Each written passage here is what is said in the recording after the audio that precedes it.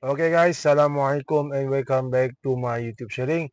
So hari ni aku nak share dengan korang mengenai satu information lah, which is mengenai bantuan SARA RM1 lah, RM1. So for your information, kita semua rakyat Malaysia yang berumur 18 tahun layak untuk mendapatkan diskaun atau bantuan yang diberikan oleh pihak kerajaan tu sendirilah. So jumlah bantuan yang diberi adalah RM100 and dia punya bantuan ni akan dimasukkan ke dalam kita punya IC secara automatik guys. So semua rakyat Malaysia yang berumur di atas 18 tahun layak untuk mendapatkan this kind of bantuan. Okay guys, sebelum aku terlewat, aku nak ucapkan terima kasih untuk korang yang dah support this YouTube channel. I hope dengan adanya this channel boleh memberikan sedikit pencerahan, sedikit information and sharing ilmu kepada korang semua lah. I hope you can learn something and you can get something from it lah. And kalau korang suka this kind of content, this kind of perkongsian ilmiah dan sebagainya, you all can support me dengan klik button like. Korang boleh tinggalkan korang komen korang dekat bagi komen and jangan lupa subscribe to this channel. Okay guys, back to my sharing mengenai bantuan SARA RM100. So bantuan ni diberikan oleh kerajaan lah untuk mengurangkan beban rakyat lah, rakyat Malaysia itu sendiri lah. So seperti kita sedia maklum, sekarang ni everyone of us is struggling lah dalam ekonomi yang bercabaran sekarang ni.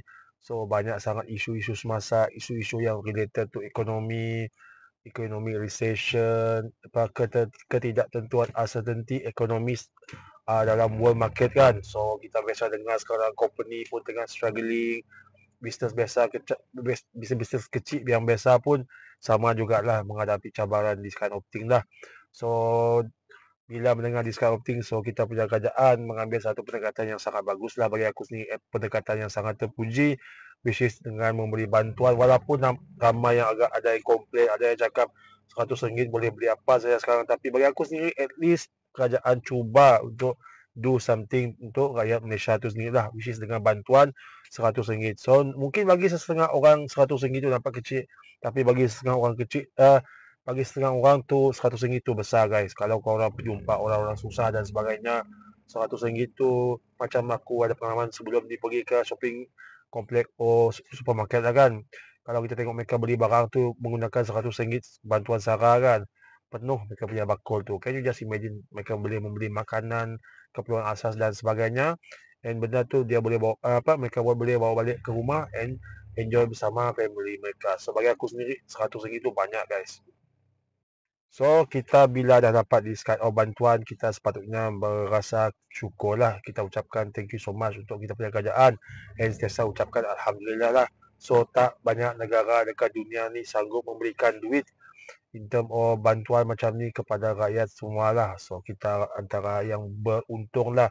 Siapa yang tinggal dekat Malaysia memang sangat-sangat beruntung sebab kita punya kerajaan tu sangat prihatin mendengar kita punya masalah dan sebagainya. So isunya sekarang tinggal kita lah macam mana kita nak berbelanja dengan secara berhemat tu sendirilah. Janganlah kita bazirkan duit RM100 kita tu membeli barang-barang yang tidak berkepentingan dan sebagainya. So tujuan RM100 tadi untuk membeli keperluan barangan asas. Most of them is makanan lah sebab kita tahu kalau kita nak sustain dalam life kita mesti makan lah. So memanglah kita boleh pakai di 100 ni untuk membeli barang-barang keperluan sekolah dan sebagainya. Tapi yang aku nampak government cuba untuk menekankan ke sini is keperluan untuk membeli makanan asas lah. Sebagai contoh beras, minyak masak, telur dan sebagainya. So dengan adanya this kind of bantuan, kita boleh membeli makanan lah. Dengan adanya makanan, kita boleh mendapat energi untuk meneruskan kehidupan kita seperti biasa. Okay guys, back to SARA RM100. So bila benda ni kita boleh start claim. So benda ni start dimulakan bermula 31 Ogos 2025 and dia akan berakhir pada 31 Disember 2025.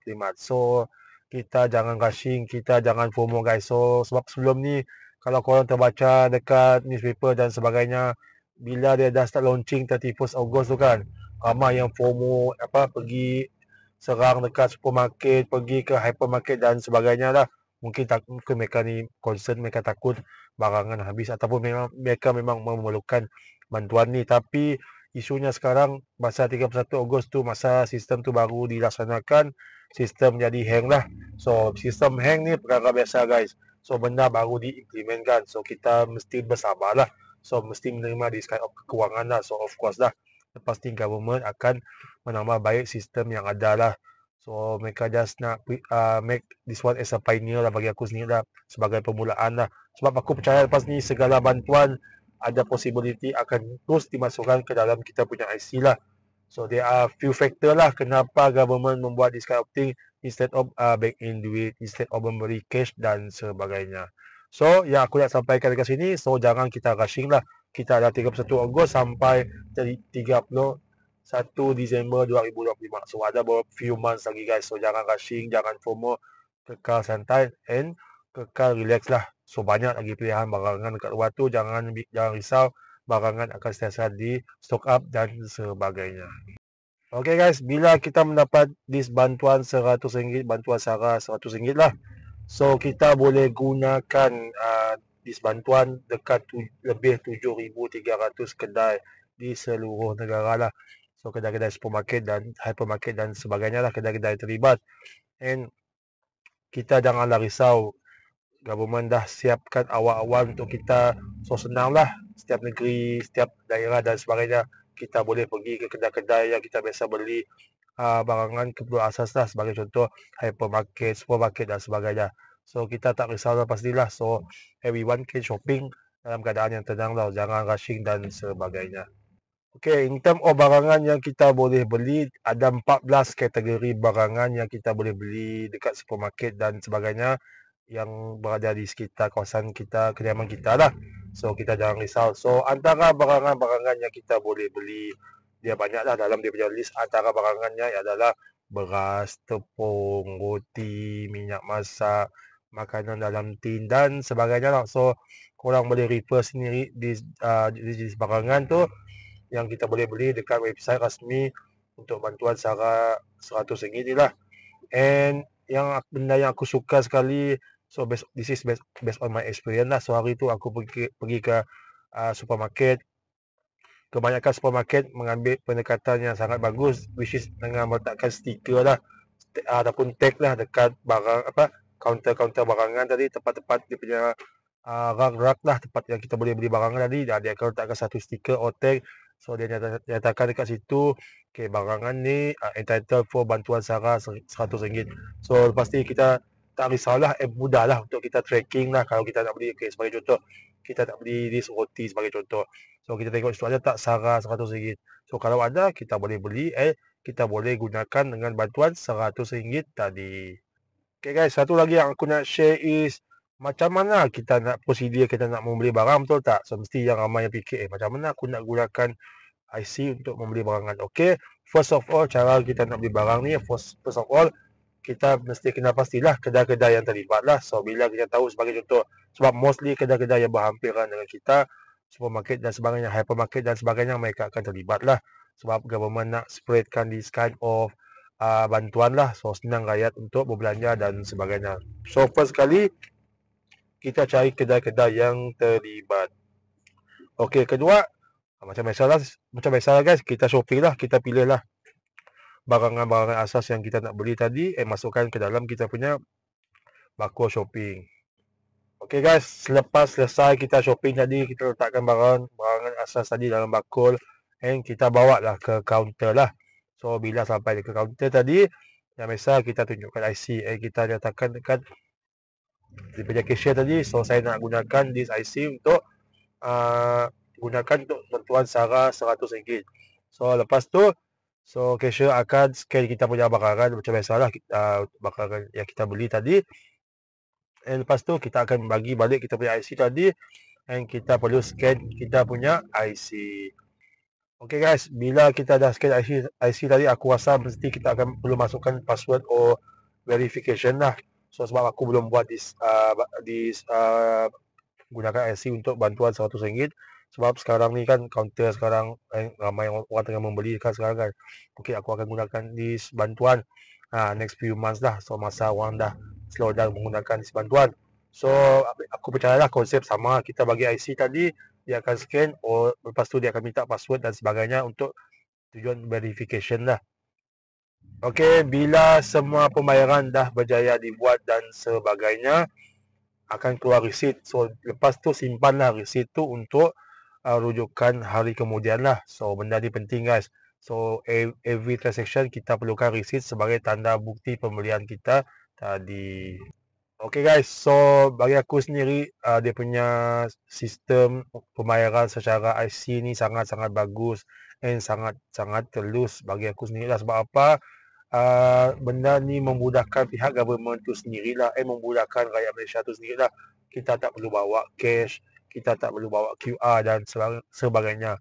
Government nak cuba implement fully utilize kita punya IC. Sayang kita punya IC tu ada teknologi dalam tu, kita tak gunakan that teknologi untuk payment dan sebagainya. So aku percaya tahun-tahun mendatang lepas ni government akan lebih emphasize menggunakan sistem kita punya IC tu sendiri. Okay guys, dalam video ni aku nak share juga korang mengenai apakah main objektif kenapa government membuat this kind of bantuan sara RM100. So first of all, government nak bantulah rakyat Malaysia yang tengah mengalami kesusahan dan sebagainya pada masa sekarang. Sekarang ramai orang mengalami masalah ekonomi dan sebagainya. So dengan adanya this kind of bantuan, insyaAllah dapat mengurangkan beban, especially for those siapa yang dah membeli keperluan asas macam makan dan minuman dan sebagainya. Okay guys, tujuan kedua government membuat this kind of bantuan RM100 is untuk merancangkan ekonomi setempat kita lah. So seperti kita semua sedia maklum, kegiatan ekonomi kita sekarang tengah bercabaran tengah mengalami satu struggle yang agak dahsyat jugalah. Kuasa membeli sekarang semakin kurang kerana inflation dan sebagainya. So dengan adanya this kind of bantuan, insyaAllah kita punya kedai-kedai, siapa yang membuat bisnes dan sebagainya boleh mendapat nafas barulah. Sebab kita tahu bila mereka shopping untuk di kedai, so kedai akan mendapat revenue and keuntungan. Dengan keuntungan ni boleh diagihkan kepada para pekerja dan sebagainya. Okay guys, satu lagi yang aku nak share, kenapa government nak buat agihan in term of RM100 ni dalam bentuk IC. Okay guys, antara sebab apa government membuat this agihan dalam bentuk IC, yang aku nampak lah, nombor satu, senang untuk monitoring lah, especially untuk pihak government tu sendiri lah. So bila government dah agihkan menggunakan sistem IC ni, senang lah, everything is computerized kan. So segala tracking dan sebagainya akan masuk ke dalam sistem terus. So senang government nak monitor lah. And satu lagi yang aku nampak bagus this kind of thing, senang untuk rakyat tu sendiri lah untuk berbelanja. Sebab kita tak perlu bawa cash, kita tak perlu bawa QR dan sebagainya. Just kita perlu bawa IC sebagai bukti pengesahan yang kita yang punya IC tu. Okay guys, sebab kedua kenapa government menggunakan sistem IC ni bagi aku sendiri is government nak elakkan duit ni digunakan to prevent rakyat menggunakan this kind of money untuk kegunaan yang tak berfaedah lah. So seperti yang kita sedia maklum sebelum ni, kalau kita baca news dan sebagainya, ada juga pihak yang tidak bertanggungjawab yang menggunakan this duit untuk benda-benda yang tak berfaedah. Sebagai contoh beli benda-benda yang tak bagus lah. Walhal this bantuan adalah untuk keperluan asas, untuk kita meneruskan kehidupan. Tapi malangnya ada setengah pihak tu yang tak menggunakan this kind of bantuan, and even worse, ada yang menggunakan untuk ke arah jenayah, beli nombor dan sebagainya. So benda ni akan dia punya bantuan tu tak sampai lah maksudnya dekat sini. Walhal bantuan ni adalah untuk kita membeli barangan makanan untuk kita meneruskan kehidupan dan sebagainya. Okay guys, poin ketiga kenapa aku rasa government nak cuba menggunakan this sistem IC lah untuk kita semua lah, tak lain tak bukan adalah peralihan ke arah digitalization lah. So sistem digital. So aku percaya selepas ni and tahun-tahun mendatang, segala bantuan, most of bantuan akan terus dimasukkan, dikreditkan terus ke dalam kita punya IC. So again, senang untuk monitoring dan sampai kepada pihak-pihak yang terlibat. So government nak elakkan this kind of thing, pergi ke arah benda-benda yang kurang berfaedah lah. So bila masuk ke dalam IC, so government dapatlah decide nanti, okay, this kemudahan bantuan boleh digunakan untuk keperluan asas. Sebagai contoh, yang this bantuan untuk kegunaan untuk upcoming soon, kita dengar ada rumours mengenai subsidi RON95 kan. So aku tak terkejut and aku rasa memang this is the purpose lah. So senang government nak monitor pas ni lah. So aku yakin nanti RON 95 sistem subsidi petrol dan sebagainya kita akan gunakan sistem IC lah. So senang untuk government nak buat monitoring dan sebagainya. Okey guys, secara kesimpulan lah apa yang aku nak share mengenai bantuan SARA RM100. Dia punya bantuan ni sangat-sangat bagi aku sangat positif, sangat berguna untuk rakyat semualah. Even aku sendiri pun aku nak ucapkan thank you so much untuk kita punya government yang mendengar masalah elitihan rakyat semasa lah. Dan bagi aku sendiri, kita ada 22 juta rakyat Malaysia. Kita ada macam-macam jenis golongan, ada yang B40, M40, T20 dan tak kisahlah apa-apa. Kita semua perlukan duit untuk meneruskan kehidupan, especially untuk beli barang keperluan asas tu sendirilah. So aku nak ucapkan thank you so much untuk kita punya kerjaan tu sendiri.